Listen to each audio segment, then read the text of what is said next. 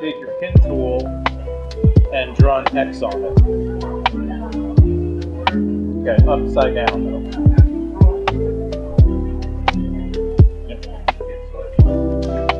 Okay. After that, any sort of numbers, letters, symbols, whatever the hell you want, you make sure you do something that will signify the 4 quadrants.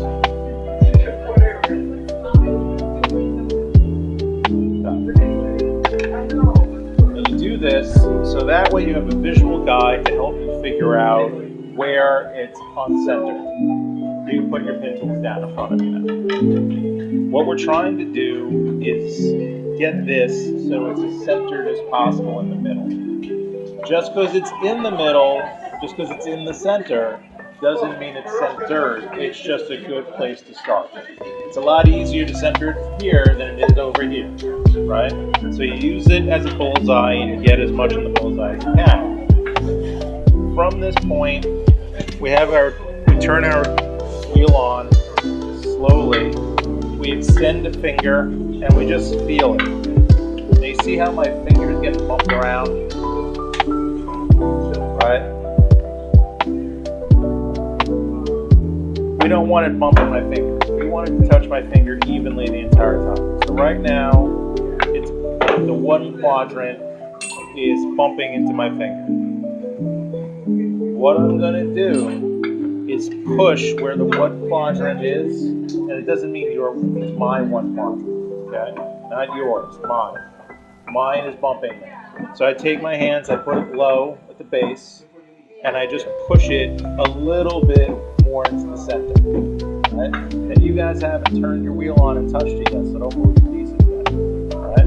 So I've touched it, I moved it in, and I touch again. Okay, well the one is still bumping me a little bit more here, so I stop and I push it in just a little bit. I do this very incrementally. I don't want to be pushing it all around. I want to just try and get this as much centered as I can. So I touch again. Alright, well that's not bumping me as much as it was, but it's still bumping me a bit. More around the 2. So again, I just gently push a little bit.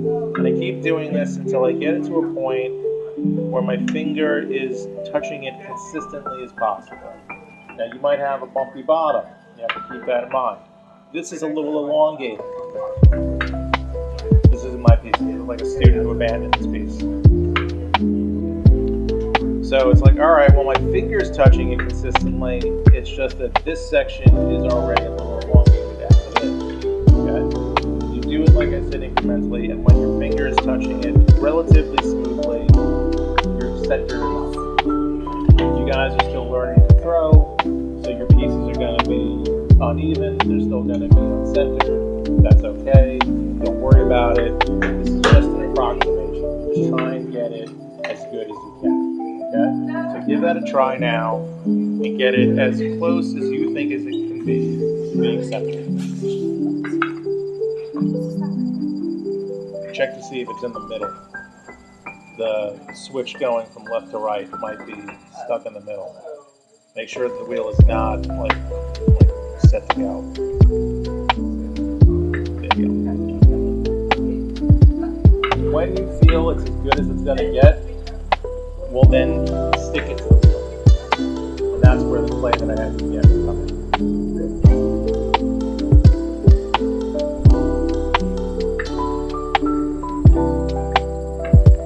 So you're going to take the play that you had already and you want to squeeze it out and make it foil. Just like you were when you were a kid playing with dough or Play-Doh or whatever. Just squeeze it out so you get foil. And you want to rip it in half. Good. You're going to take each half and put it on either side of the piece, like that. And then you want to hold the piece so it doesn't move. Take your fingers and wrap it around both of them.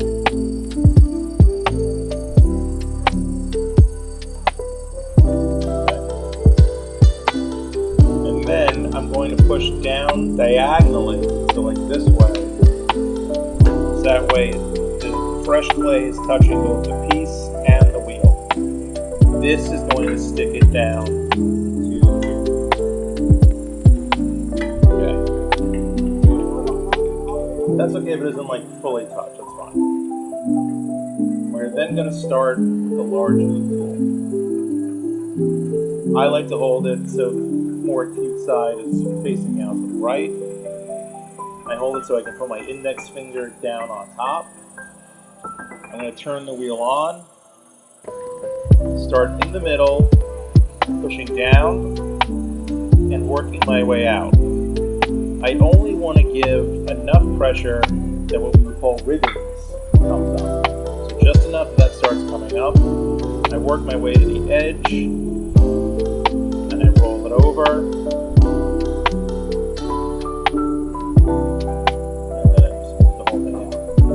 To do is smooth it.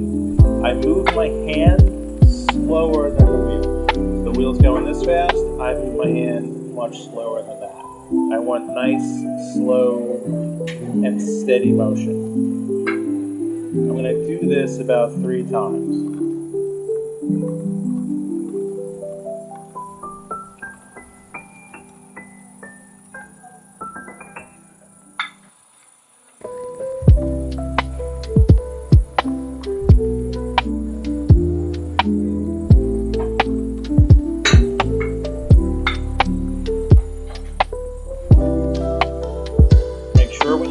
Edge, like I said, you roll it over, trying to round out the edge. You don't want to have it flat. You don't want to have it sharp, but it's still kind of sharp. So when you get over there, you want to always start dead center. Don't start like anywhere. Start in the very middle and work your way out.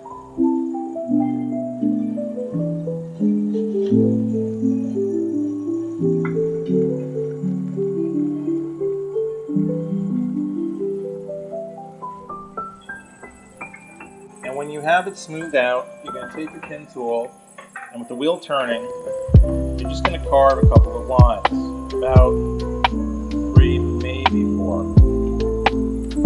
Okay? Okay. What we're going to do is determine where the foot is going to be. Okay? The foot is going to be a ring on the bottom of the piece. For me, I like this ring more than this one. So what I'm going to do is just my finger. And fill in the lines I don't need, so that way they don't get confused. Okay. We're now going to use the square side of the double loop tool. We're going to want to catch the clay on the inside over here. See where I'm touching it? Alright? This is the section. So to do that, we turn it so we face us. So you want to carve your way here. I'm holding it like this. The wheel is going to turn. I'm going to carve each line. 1, 2. Okay. That's going to make it so it's like, alright, this is going to be short. So holding it like this, I don't do it this way, I'm going to turn it a little bit. I come down and I want to carve once, twice. Get the outer ring, the inner ring. Have 2 lines, right? You're going to carve each line using this. Once, twice. If you're too far back, this is going to drag, you're not going to have control. You want to have like really up close. Okay?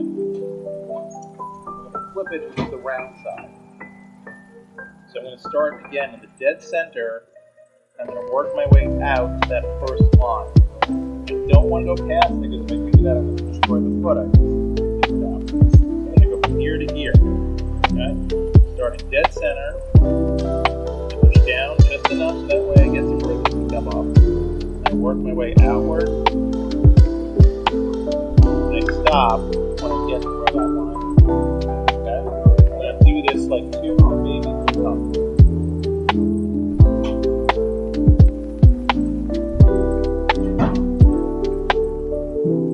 Okay? Go ahead, give that a shot.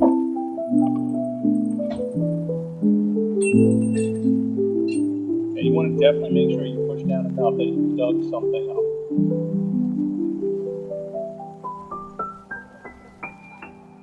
Yeah, it's normal. There'll be like a spiral. Now, the slower you move your hand than the wheel, the tighter the circle is going to be. The faster you move it, the more you're going to get like a swirl that you don't want to have. So, like, really take your time and slowly move your hand out.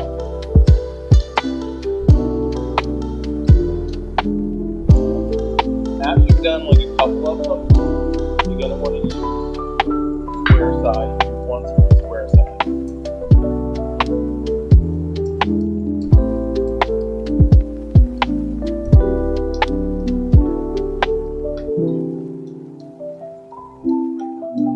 Horizontal. When you do the square side, it's going to like flatten. When you do the outside, we're going to hold this like you would an X-Acto knife. With the round side is what we're going to use. Okay? So you see how I'm holding it like I would when I'm slicing something? Okay?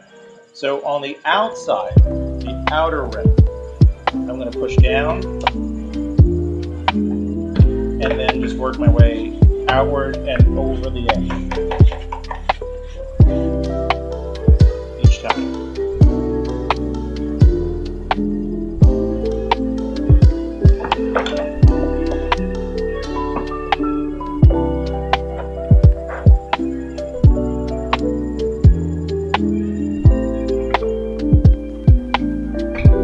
And again, I'll do that about 3 times.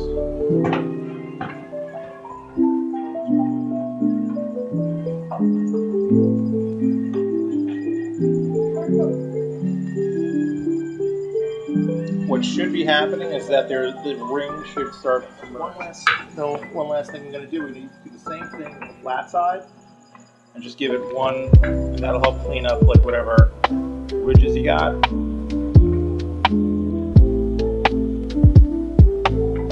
Again, hold it the same way. Last thing we're doing, we take a sponge, squeeze the water out. Squeeze the water out so it's damp. Turn the wheel on and just go over it with the sponge gently. You can find that kind of softens everything and just makes it a little bit nicer to touch.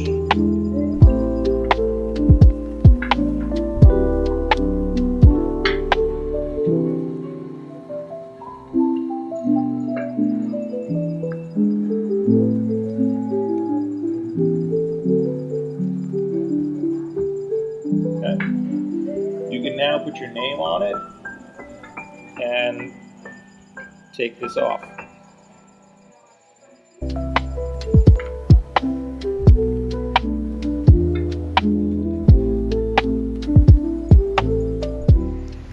Hey, thanks for watching. Don't forget to like, share, comment, and subscribe. And please check out all my pottery t-shirts and check me out on Instagram and YouTube. Thanks again.